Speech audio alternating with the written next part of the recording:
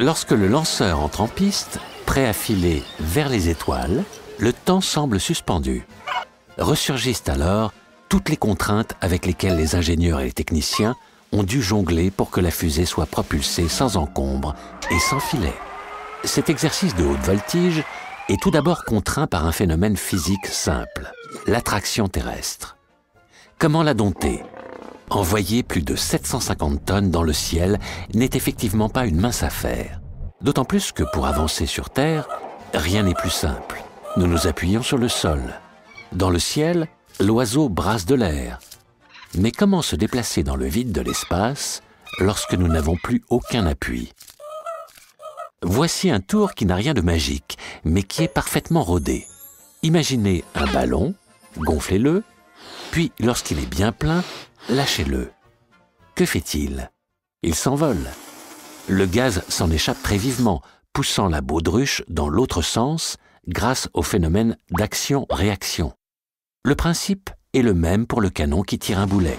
Il recule. Moins les frottements avec le sol et l'air sont importants, plus la réaction est spectaculaire. Ainsi, pour se propulser dans l'espace, les lanceurs éjectent des gaz avec une grande énergie, un débit élevé, rapidement et à de très hautes températures afin d'intensifier encore le phénomène. Le lanceur stocke le carburant et l'oxydant séparément. Lorsqu'ils se rencontrent et brûlent dans la chambre de combustion du moteur, des gaz se forment. L'énergie interne des gaz, c'est-à-dire leur température et leur pression, est transformée en vitesse en s'échappant très rapidement de la tuyère. Mais qu'utilisez-vous exactement comme carburant ? Alors, nous ne parlons pas de carburant, mais d'ergol. Il y a l'oxydant, qui remplace l'oxygène de l'air, puisqu'on doit fonctionner même dans le vide, et le carburant proprement dit. En fait, il y a différents types d'ergols. Les solides, où l'oxydant et le carburant sont sous forme solide, mélangés, et ils forment une sorte de gomme que l'on fait brûler. Pour faire varier la poussée, on réalise des géométries de blocs différentes, en étoiles, des canaux. Plus la surface qui brûle est grande et plus le débit sera grand.